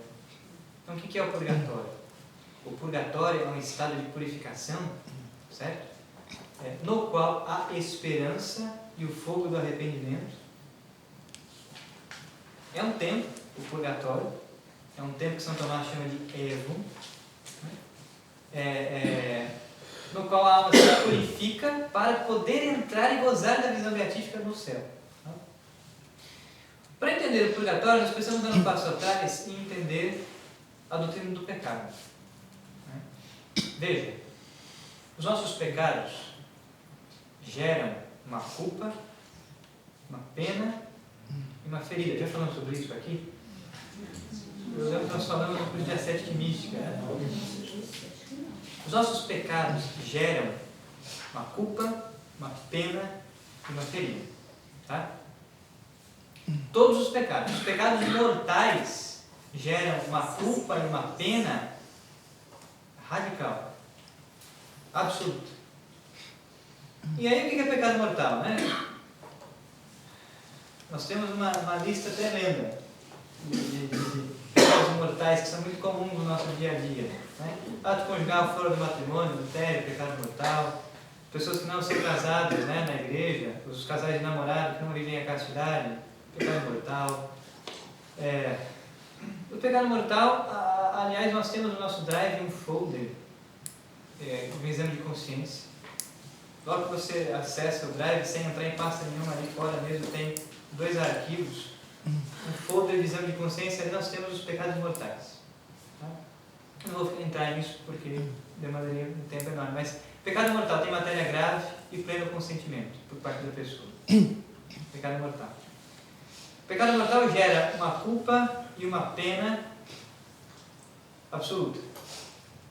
Tá? Isso significa que você está fora da comunhão com Deus. Quem está em pecado mortal, portanto, não pode comungar na missa. Está fora da comunhão, está excomungado. Temporariamente. Entende isso? Pecado mortal nos arranca da comunhão com Deus. Quem está em pecado mortal não deve comungar a Eucaristia, porque comungar da Eucaristia seria um outro pecado mortal. Comungar da Eucaristia, do corpo e sangue de Cristo. Em pecado mortal, cometendo sacrilégio, nos ensinam os santos padres. Tanto quem está em adultério, casal de namorado que não vive a castidade, tem relações sexuais e vai comungar, está cometendo 2 pecados gravíssimos, 2 pecados mortais. Por exemplo, tem outros pecados mortais. Né? O que a pessoa precisa fazer primeiro? Arrepender-se, fazer um exame de consciência, ter um coração contrito, arrependido, buscar o sacramento da penitência e depois voltar à comunhão eucarística. Né? Essa pessoa já é batizada, já tem primeira Eucaristia, já tem crisma, os sacramentos de iniciação. Né? Pois bem, o pecado mortal gera uma culpa, uma pena e uma ferida drásticas, absolutas. Tudo bem, o sujeito cometeu o pecado mortal, se arrependeu. Se arrependeu, fez o exame de consciência, buscou o sacerdote para se confessar no sacramento da penitência. Recebeu a absolvição sacramental. A absolvição sacramental nos arranca toda a culpa. O sacerdote, em persona Christi, quando celebra o sacramento da penitência, nos absolve de toda a culpa. Então o sacramento da penitência arranca toda a culpa. Tá? Mas o sacramento da penitência não arranca a pena. A pena fica. O que é a pena? A pena é o pelo qual nós devemos dar a satisfação. A pena é que nós devemos pagar, em outras palavras. A pena fica ainda, mesmo depois da absolvição sacramental. Nos ensina o magistério da igreja. Se você quiser buscar mais coisas sobre isso, você pode ir à terceira parte, a vida em Cristo, do Catecismo da Igreja, ou no próprio Sacramento da Penitência. Você vai encontrar doutrina sobre isso no próprio Catecismo da Igreja, não precisa ir muito longe. Né? O Catecismo de São Pio X também, é mais fácil. Sacramento da Penitência absolve de toda culpa. Com a absolvição sacramental de toda culpa, o sacramento também arranca a pena eterna, ou seja, a condenação ao inferno. Tá? Mas fica a pena temporal. Melhor dizendo agora. Né? Tá? Então, mediante o sacramento da penitência, quando nós confessamos estando arrependidos, e não há absolvição se você não estiver arrependido. Se você vai se confessar só por interesse, né? Ah não, eu cometi um pecado mortal, preciso me confessar para comungar. Então eu vou confessar, mas eu quero voltar a cometer o pecado de novo. Isso não é arrependimento.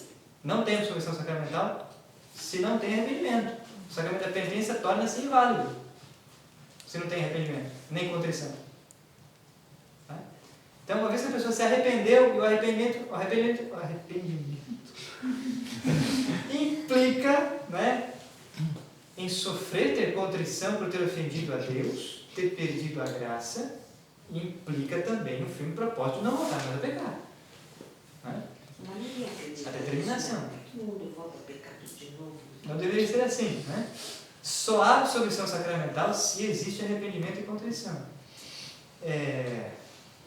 Quando, portanto, o sacerdote nos absolve de toda a culpa dos nossos pecados, e essa absolvição arranca a pena eterna.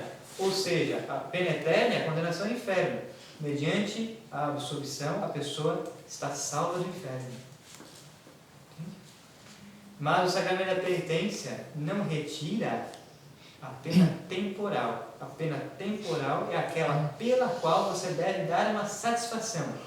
Vamos pegar um exemplo. Você roubou o relógio do seu amigo. Roubou o relógio do seu amigo. Você cometeu o pecado mortal. Mas você se arrependeu. Né? Você foi até o seu amigo e disse assim, olha, eu quero pedir perdão a você porque eu roubei o seu relógio. Então eu errei, estou reconhecendo que eu errei e queria o seu perdão. Mas ninguém pede perdão para o amigo que roubou o relógio e não devolve o relógio. Não é? Não tem sentido isso? Não, eu quero pedir perdão para você porque eu roubei o seu relógio, mas vou ficar com ele, tá? O devolver o relógio para o amigo é dar a satisfação pelas penas temporais. Você entende? Quem cometeu um mal deve agora fazer um bem. É a reparação. É a reparação, isso. Perfeito. É a reparação pelas penas temporais que os nossos pecados geram. Tá? Por isso que um bom confessor vai ouvir os seus pecados, vai lhe aconselhar, dizer, olha, esses pecados são mais graves, você deve transformá-los em virtudes assim, um caminho ascético. Então o sacerdote vai ouvir os seus pecados, vai te aconselhar, te dar uma orientação, vai te dar a absolvição sacramental e vai te dar uma penitência, que pode ser uma oração, uma indulgência, uma obra de misericórdia, um exercício espiritual, uma obra de caridade. Enfim, o sacerdote pode lhe dar uma penitência, aliás, deve lhe dar uma penitência dentro da celebração do sacramento da penitência. E cadê esse sacerdote? Pois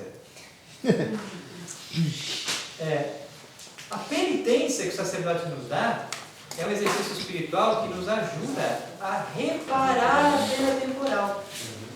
Tá? Mas o que de fato arranca toda a pena temporal? Uma indulgência plenária, por exemplo, ou uma vida penitente. Por isso que é importante cultivar a vida de oração, rezar todos os dias.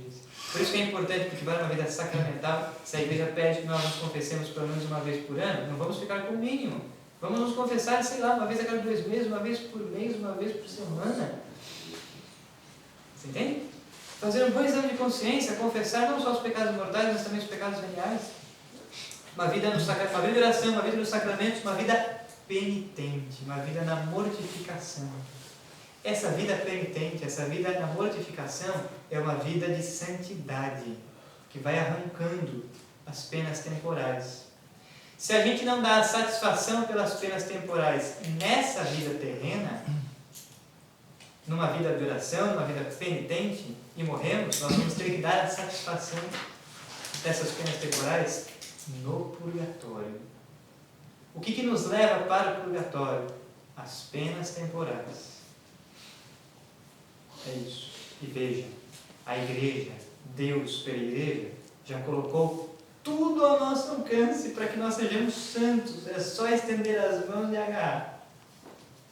É só estender as mãos e agarrar com determinação, com um coração generoso para com Deus. Hoje, antes de vir para cá, eu estava passando roupa. E passando roupa, queimei o meu dedo. Fazia tempo que isso acontecia. Queimei meu dedo. E aí, a gente sente dor, né? A vontade é o quê? Pegar o ferro e jogar na parede, né? Murmurar. Mas na hora que eu queimei o dedo, você não estava estudando no purgatório? Sobre o purgatório? A chama do purgatório vai doer mais. Pensando nisso, eu confesso que eu engoli seco. Né? Aí só xingou o ferro em vez de xingar a mulher. Continuou passando toda. Dói, não dói queimar o dedo? Pois é, purgatório vai ser mais sofrimento do que isso. Então, em outras palavras, né, Deus nos deu essa vida terrena e esse tempo que nós estamos vivendo, esse kairos, esse tempo propício à graça desta vida terrena, peregrinando como igreja militante, a nossa vida terrena é um tempo de provação. A nossa vida terrena é um tempo que Deus nos deu para que fossemos santos. Essa é a vontade de Deus. Muitos são chamados, poucos são os escolhidos. Essa é a vontade de Deus, que sejamos todos santos. E Deus colocou tudo ao nosso alcance para que sejamos santos. Os sacramentos, a vida de oração, a Eucaristia, entende? A doutrina da igreja, a revelação divina, os santos, a vida dos santos. Então, se nós trilhamos um caminho de santidade, nós vamos dando a satisfação nessa vida terrena pelas penas temporais. E vamos nos santificando, lutando contra o pecado mortal, o pecado venial, as tentações, lutando contra os 3 inimigos da nossa alma, o mundo, o demônio e a carne, e assim crescendo em virtudes. Né? E assim crescendo em virtudes. E assim vamos crescendo em santidade, na graça, no mérito e entrando no céu direto. É a vocação universal à santidade. O Concílio Vaticano II faz questão de dar Lumen Gentium, Luz dos Povos, que é uma constituição dogmática do Concílio Vaticano II, dizer nesse documento que Deus nos chama todos, mediante o sacramento do batismo, à santidade, porque é o batismo que nos confere toda a graça necessária para que sejamos incorporados no corpo místico de Cristo, que é a igreja, e sejamos santos. É a nossa primeira vocação. Agora, se a pessoa se arrepender dos seus pecados mortais, até confessou, portanto, mediante a absolvição, ela foi absolvida da culpa, foi arrancada a pena eterna, que é a condenação ao inferno, mas não deu a satisfação pelas penas temporais, morreu, vai para o purgatório. Só a ferida fica. Não, então, eu não cheguei nela. A culpa, a pena e a ferida. A ferida é o que você tem que resolver. Então, por exemplo, sei lá, o exemplo que eu sempre dou nos cursos, né? Quer dizer, briguei com a minha esposa, a gente jogou panela na cabeça um do outro, cometemos um pecado mortal. Tudo bem, me arrependi, confessei.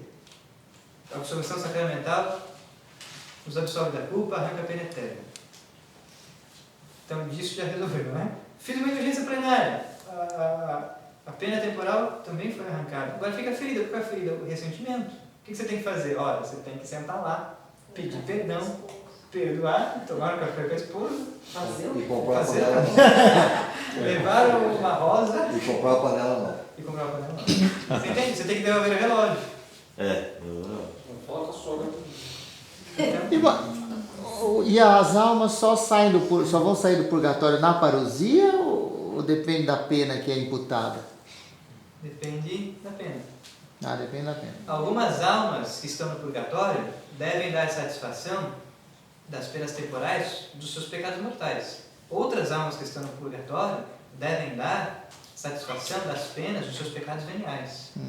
E aí o prazo... Isso é doutrina da igreja nos ensina. Agora, São João da Cruz nos ensina também que algumas almas estão no purgatório dando satisfação pelas penas temporais das suas imperfeições. E São João da Cruz é um santo doutor da igreja. Das suas imperfeições? Esses são os 3 graus, né? O que seria, então? Então, o pecado mortal tem matéria grave e pleno consentimento. O pecado venial tem matéria leve e, às vezes, não tem plena advertência e pleno consentimento. As imperfeições são aquelas obras que nós poderíamos ter feito de maneira mais perfeita e não o fizemos. Uma omissão, tipo, mais para omissão. Pode ser. É mais leve. Não chega nem a ser um pecado. Não? O pecado mortal, o pecado venial. As imperfeições. As feridas resolve aqui, não vai resolver mais, né? Não vai resolver mais. Eu estou vendo assim, mas tem a possibilidade de sair do purgatório sem resolver as feridas? O purgatório a pessoa sai quando dá a satisfação das penas temporais. Né? Quando purga. Porque nem todo pecado gera essas espécies de feridas que a gente pode resolver. Né? Aí a gente entra no que é particular para cada pessoa. Né? Por isso a confissão é um sacramento sempre muito singular, né? Que atinge as particularidades de cada pessoa. Existem feridas que nós podemos resolver, outras não. Existem feridas que nós podemos resolver de outros jeitos. Por isso que é bom retribuir sem dar o perdão. Isso, exatamente. Pode ser que a pessoa ou você morra e fique algo mal resolvido entre vocês.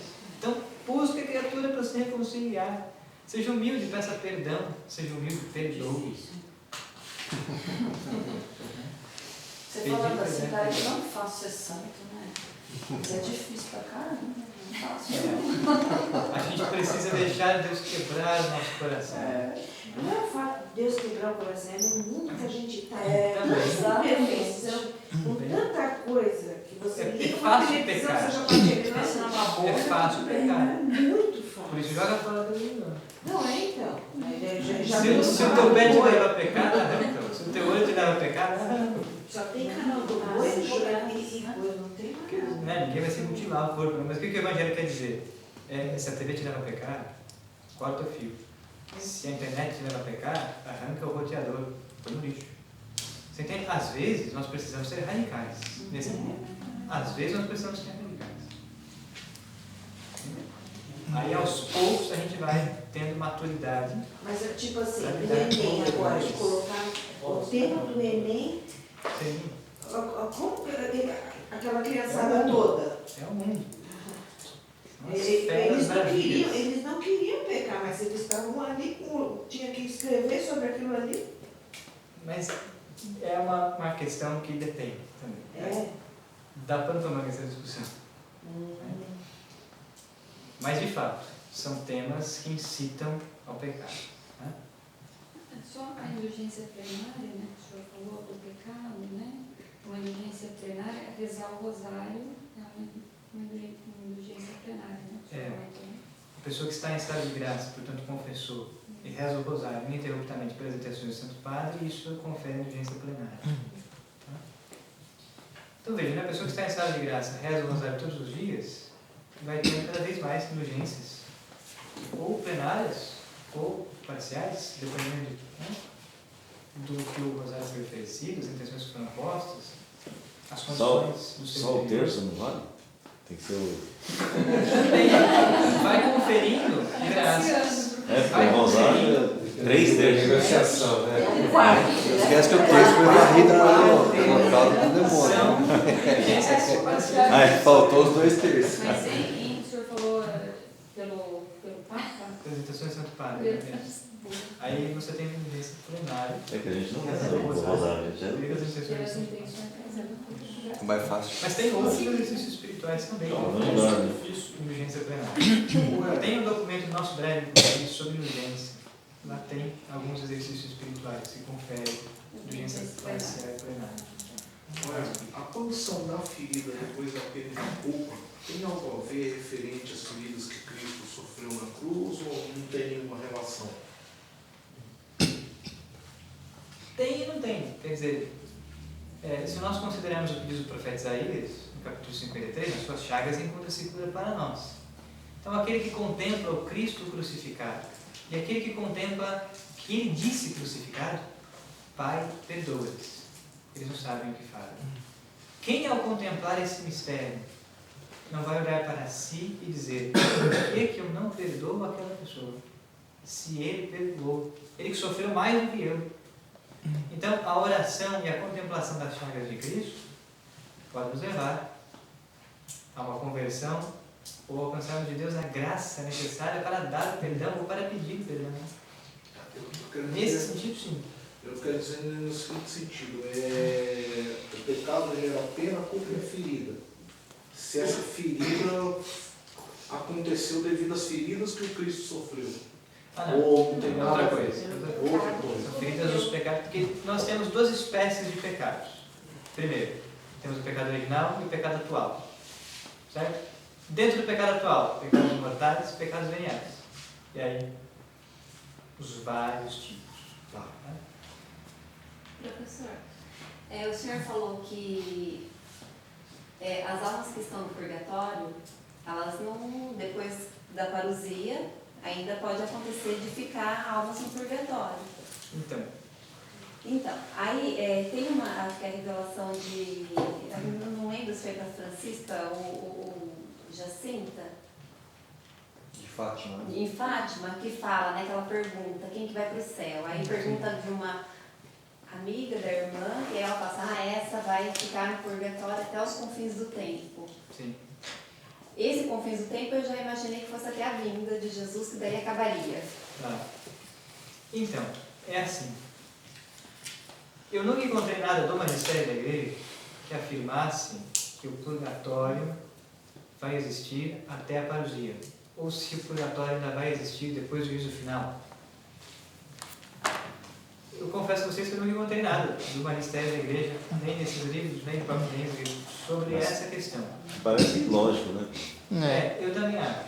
Porque falam, né, que o purgatório é certeza do céu. Isso, é garantia do céu. Aí no caso desse, permanecerá no purgatório até os confins do tempo. O que seria esse confins do tempo? Isso, então vamos lá. O que a igreja nos ensina? E isso nós temos doutrina para afirmar. A igreja nos ensina que existem almas que estão no purgatório para dar a satisfação das penas temporais, algumas por pecados veniais, outras por pecados mortais. Então, existem almas que ficarão no purgatório mais tempo que outras. E aqui o tempo é tempo mesmo, o tempo como São Tomás entende de Evo. Não é o tempo material como nós conhecemos, o tempo que corre nessa vida terrena, é uma outra espécie de tempo, né? Da sucessão dos atos da inteligência da vontade. Esse tempo corre no purgatório. Então, nesse sentido, sim, algumas almas ficarão mais tempo do que outras no purgatório. Né? Então, por exemplo, só exemplo, pega uma alma que tenha que dar a satisfação das penas temporais de pecados veniais, que são, no grau de gravidade, menor do que os pecados mortais. Essa alma, de repente, fica no purgatório, sei lá, eu estou só dando um exemplo, só conjecturando. De repente, essa alma fica no purgatório, sei lá, 50 anos. Também não vai ser assim, né? 50 anos. Não vai ser uma unidade de medida como nós temos aqui nessa Terra. É uma outra realidade. Mas só para que a gente possa entender. De repente, uma alma fica menos tempo no purgatório, e depois que ela deu a satisfação das penas temporais dos seus pecados veniais, com o auxílio da igreja. Porque a alma que está no purgatório não pode merecer para si mais nada. Nós, como igreja, que aplicamos os méritos dos santos e do Cristo, sobretudo, às almas do purgatório, quando rezamos, por exemplo, em uma missa, ou quando temos uma urgência plenária e oferecemos em sufrágio pelas almas do purgatório. Depois desse tempo do purgatório, essa alma entra no céu, já antes do juízo final. Como tem santos que já entraram no céu direto, e sua alma estão já na visão beatífica, no céu, antes do juízo final. Aí existem almas que estão no purgatório, passam pelo purgatório e entram no céu antes do juízo final. Como tem almas também que ficarão no purgatório até o juízo final. Também existe. E aí é Deus quem vai julgar isso, né? Quanto ela deve satisfazer pelas suas penas temporais. Né? Mas o fato é que aproveitemos a nossa vida terrena, né? Para dar a Deus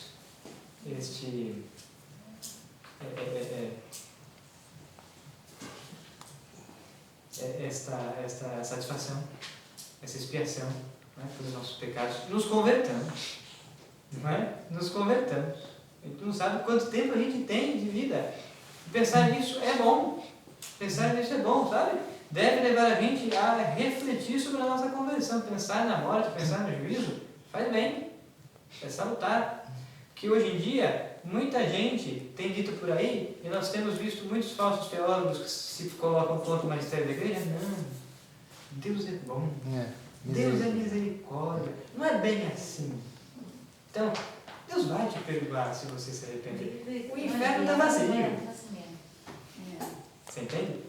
Isso vai contra a verdade revelada por Deus. Não é assim.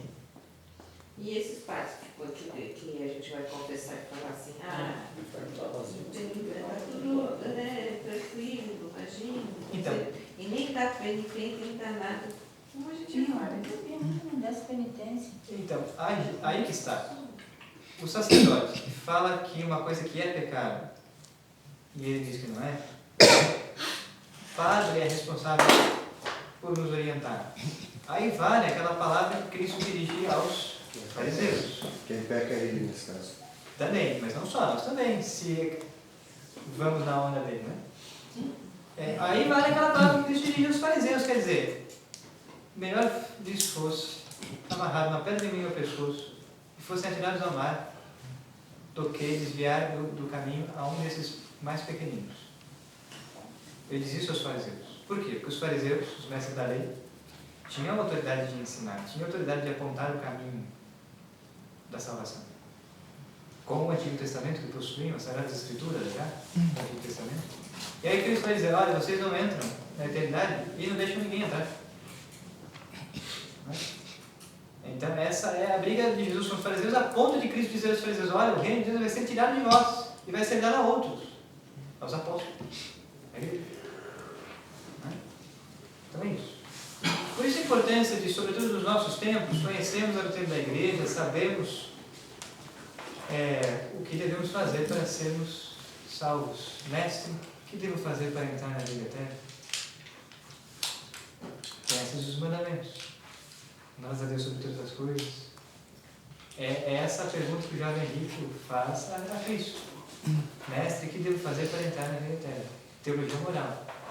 Eu já faço isso desde a minha juventude. Então só uma coisa que resta: se queres ser perfeito, se queres entrar na perfeição da vida cristã, na santidade, vai vender tudo que tens, dá aos pobres. Depois vem e segue, traz um tesouros. Em outras palavras, é viver a radicalidade do Evangelho. Termos a coragem de viver a santidade. Nós temos a coragem de renunciar o mundo, o demônio e a carne. Temos a coragem de renunciar aos nossos pecados para seguir a Cristo mais intimamente. Uma vida de oração constante, na busca de Deus, de uma maneira mais assídua. Então, não se esqueça disso. Nós vamos sair dessa aula de hoje com o firme propósito de entrarmos no céu direto.